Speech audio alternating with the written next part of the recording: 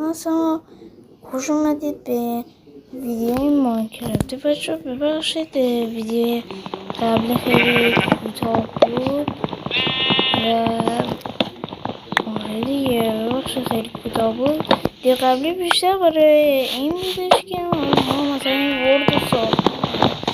این بچه کوتاه ویدیو میخوام باشه، برای همین این ویدیو بلندش که حمایت نمیکنه.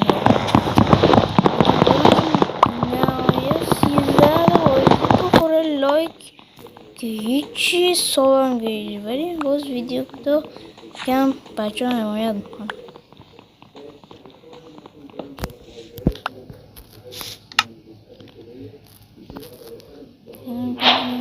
کرافتینگ بسازه این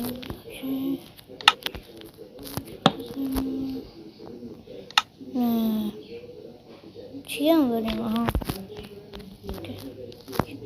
یه شمشیر، یه تبر، یه گلم.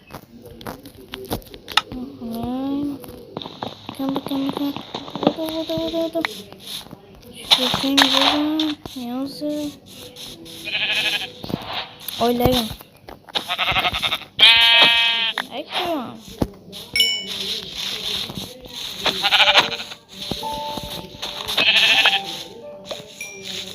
نگه گوسفند یه دونه کم آجید. وای وای وای چجوری سفت خورد.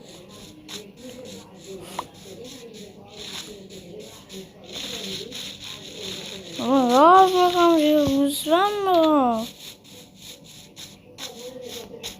هیچ منقرض شد.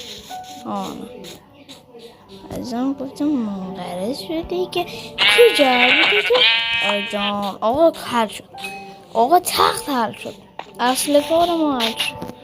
حالا که خیال راحت باش. نچه این ویدیو منو سری تمام بشه. حالا الان که نه ببخشید دیگه. حالا این چند ویدیو کوتاه بود.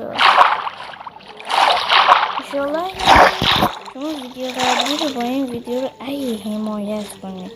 جدی به 3-4 تا لایک و یه ساب برسونید. یه ساب جدید و 3 تا لایک. یه ساب جدید و یه ساب همون نکنین. یه ساب جدید برسونید با 3 تا لایک. جدی ویدیو بلند میذارم اگه به این ویدیو و ویدیو قبلی.